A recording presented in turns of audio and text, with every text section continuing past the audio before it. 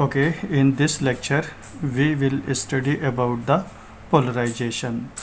So always remember that polarization is defined by the electric field. Any electromagnetic wave contains electric field as well as magnetic field. This blue one is nothing but it's a electric field, and this brown one is nothing but it's a magnetic field.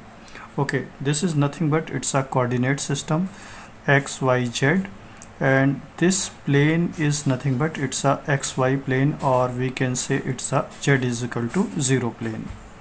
Okay, so in this figure I can say this electromagnetic wave is propagating in z direction. How can we define it? With the help of Poynting theorem.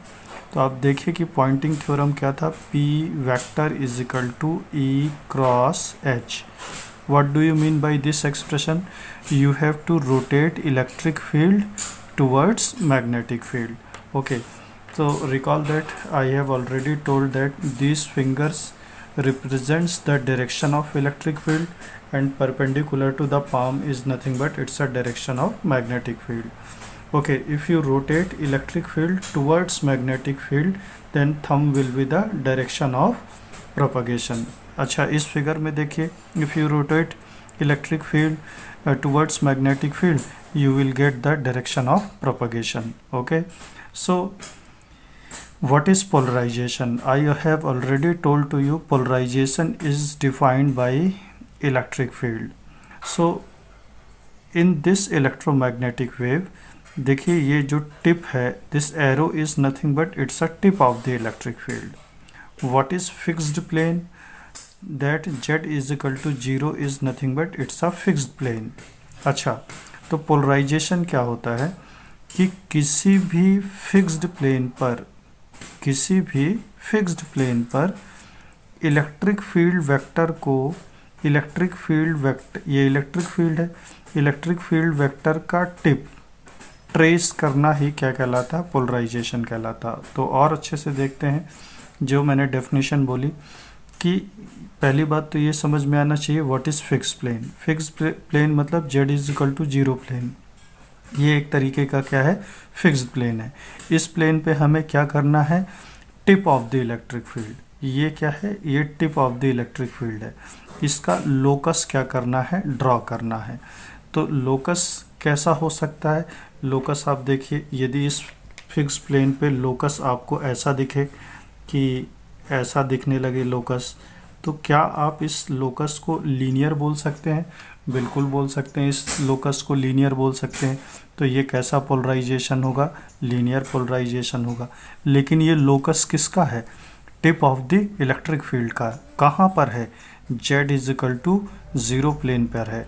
अच्छा, यदि यही locus आपको ऐसा दिखने लगे कि ये circle type में दिखने लगे, तो ये लोकस कैसा दिख रहा है? सर्कुलर टाइप का दिख रहा है. तो पोलराइजेशन कैसा होगा? सर्कुलर पोलराइजेशन होगा. ये किसका लोकस है? Tip of the electric field का है. लेकिन कहाँ पर है? z is equal to 0 plane पे है. अब फिर से मैं यही बोलता हूँ कि यदि यही लोकस आपको ऐसा दिखने लगे, इलिप्टिकल टाइप में दिखने लगे, तो लोकस कैसा दिखने लगा अब आपको? इलिप्टिकल टाइप का. तो पोलराइजेशन कैसा होगा? इलिप्टिकल पोलराइजेशन होगा. आप फिर से याद करिए, ये किसका लोकस ड्रॉ कर रहे हैं?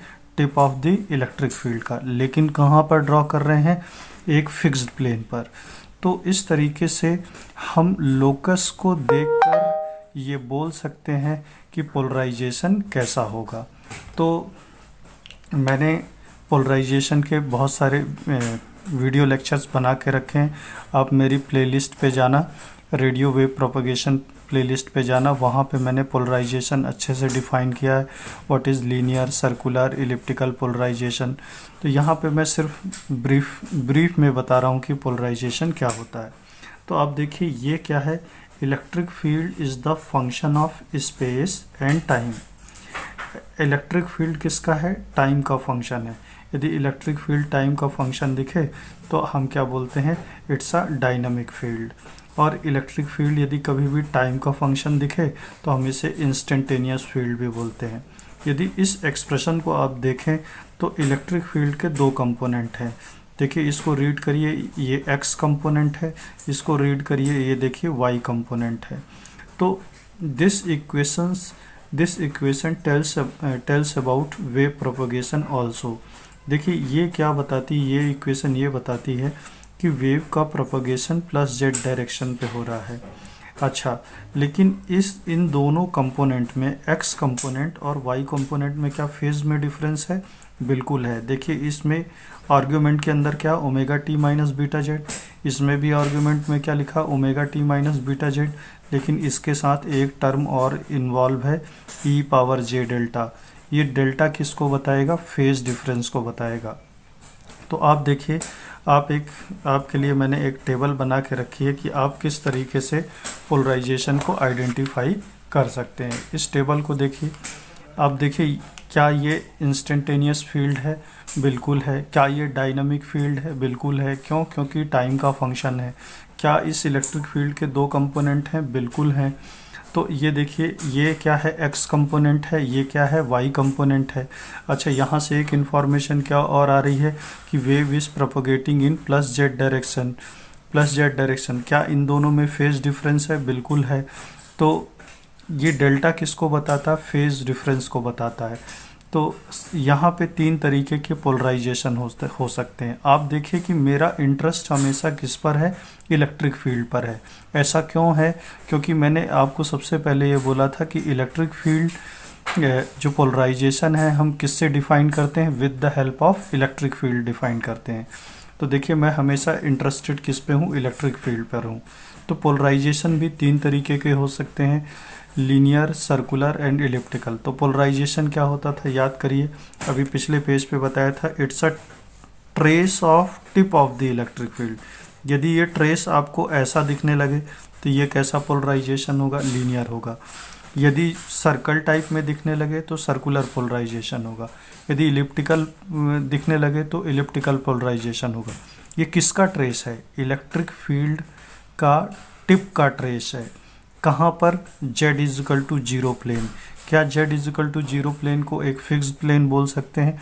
बिल्कुल बोल सकते हैं। फिक्स्ड प्लेन पर इलेक्ट्रिक फील्ड वेक्टर का लोकस ड्रॉ करना। इलेक्ट्रिक फील्ड वेक्टर का लोकस मैंने ड्रॉ कर लिया। यदि लीनियर दिखा तो लीनियर पोलराइजेशन, इलिप्टिकल दिखा इलिप्टिकल पोलराइजेशन। तो यहाँ पे तीन कंडीशंस हैं। देखिए यहाँ पे मैंने लिखा है एम्पलीट्यूड, यहाँ पे लिखा फेज। x कंपोनेंट का एम्पलीट्यूड क्या है? E1। y कंपोनेंट का एम्पलीट्यूड क्या है? E2। तो यदि लीनियर पोलराइजेशन में E1 equals to E2 is equal to E0, यदि दोनों इक्वल है भी नहीं है कोई फ़र्क नहीं पड़ता, लेकिन फेज डिफरेंस कितना होना चाहिए? 0 और पाई होना चाहिए। अच्छा, इसका मीनिंग क्या है? अच्छा देखिए, यदि ये दो वेक्टर हैं, ये EX वेक्टर है और ये EY वेक्टर है, दोनों में फेज डिफरेंस कितने का है? 90 डिग्री का। यदि मैंने मान लीजिए EX वेक्टर ऐसा बना दीजिए और EY वेक्टर ऐसा बना दिया तो दोनों में फेज डिफरेंस कितने का है? 0 डिग्री का है। यदि EX वेक्टर EY वेक्टर ऐसा बना दिया, EX वेक्टर ऐसा बना दिया, दोनों में फेज डिफरेंस कितने का? 180 डिग्री का है। 180 डिग्री का है। तो this is nothing but it's a meaning of phase difference. अच्छा देखिए, सर्कुलर पोलराइजेशन में क्या है? E1 E2 दोनों का एम्पलीट्यूड, दोनों कंपोनेंट का एम्पलीट्यूड क्या होना चाहिए? बराबर होना चाहिए। और फेज डिफरेंस डेल्टा कितना होना चाहिए? प्लस माइनस π/2 होना चाहिए। इलिप्टिकल पोलराइजेशन के केस में क्या है कि दोनों कंपोनेंट का एम्पलीट्यूड इक्वल नहीं होना चाहिए, ये मैंडेटरी कंडीशन है। और फेज डिफरेंस कितने का होना चाहिए? प्लस माइनस π/2 का होना चाहिए। तो ये पोलराइजेशन का बेसिक्स है। आप मेरे रेडियो वेव प्रोपगेशन के प्लेलिस्ट पे जाना, वहाँ पे मैंने पोलराइजेशन बहुत अच्छे से समझाया है। यहाँ मैंने पोलराइजेशन को कंक्लूड कर दिया है, ब्रीफली समझाया है। तो व्हाट इज़ पोलराइजेशन? पोलराइजेशन कुछ भी नहीं है। पोलराइजेशन हम किससे डिफ़ाइन करते हैं? इलेक्ट्रिक फील्ड से डिफ़ाइन करते हैं। पोलराइजेशन का मतलब क्या होता है? किसी एक फिक्स्ड प्लेन पर इलेक्ट्रिक फील्ड वेक्टर के टिप का लोकस ड्रॉ करना। इलेक्ट्रिक फील्ड वेक्टर के टिप का लोकस ड्रॉ करना ही क्या कहलाता है? पोलराइजेशन कहलाता है। मतलब कि इलेक्ट्रिक फील्ड वेक्टर का टिप का लोकस ड्रॉ कर लिया। यदि ये लोकस लीनियर दिख गया तो लीनियर पोलराइजेशन, इलिप्टिकल दिख गया इलिप्टिकल पोलराइजेशन, सर्कुलर दिख गया सर्कुलर पोलराइजेशन। सर्कुलर पोलराइजेशन में दोनों का एम्पलीट्यूड क्या होना चाहिए, इक्वल होना चाहिए, फेज डिफरेंस प्लस माइनस π/2 होना चाहिए। इलिप्टिकल में क्या होगा, दोनों का एम्पलीट्यूड इक्वल नहीं होना चाहिए, फेज डिफरेंस प्लस माइनस π/2 का होना चाहिए। लीनियर पोलराइजेशन के केस में एम्पलीट्यूड से हम बॉदर नहीं होंगे, लेकिन फेज डिफरेंस कितना होना चाहिए, 0 होना चाहिए या कि पाई होना चाहिए। What is the meaning of phase difference, देखिए EX और EY कंपोनेंट में कितने का डिग्री का फेज डिफरेंस है, 90 डिग्री का। इन दोनों केस में 0 डिग्री का फेज डिफरेंस है, इन दोनों के केस में 180 डिग्री का फेज डिफरेंस है। तो इस लेक्चर में इतना ही, ये पोलराइजेशन का बेसिक्स बता दिया हूँ, और अगले लेक्चर में हम देखेंगे कि with the help of antenna हम देखिए पोलराइजेशन को कैसे देखेंगे। तो if you like this lecture then please like, subscribe and share it. Thank you very much.